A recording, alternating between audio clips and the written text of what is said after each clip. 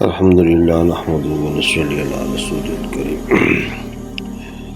حضرت قبیصہ بن مخارق رضی اللہ عنہ فرماتے ہیں کہ میں حضور صلی اللہ علیہ وسلم کی خدمت میں حاضر ہوا۔ حضور صلی اللہ علیہ وآلہ وسلم نے پوچھا کیوں آئے ہو؟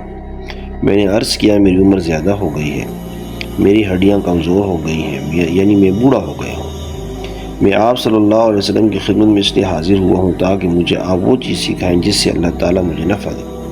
حضور صلی اللہ علیہ وسلم نے فرمایا تم جس پتھر درخت اور ٹیلے کے پاس سے گزرے ہو اس نے تمہارے لیے دعائے مغفرت کی ہے۔ اے قبیصہ، صبح کی نماز کے بعد 3 مرتبہ سبحان اللہ العظیم وبحمدہ کہو، اس سے تم اندھے پن، کوڑی پن اور فالج سے محفوظ رہو گے۔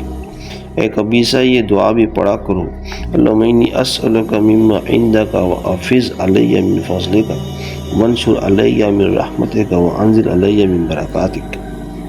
اے اللہ، میں ان نعمتوں میں سے مانگتا ہوں جو تیرے پاس ہیں، اور اپنے فضل کی مجھ پر بارش کر، اور اپنی رحمت مجھ پر پھیلا دے، اور اپنی برکت مجھ پر نازل کر۔ دیکھیں دوستو بزرگوں، یہ جو دعائیں حدیثوں میں آتی ہیں نبی علیہ السلام نے ہمارے لیے لوگوں کو بتائی ہیں، لہٰذا ہمیں چاہیے کہ ہم ان پہ عمل کریں تاکہ ان تمام اعمال کی برکت ہمیں نصیب ہو۔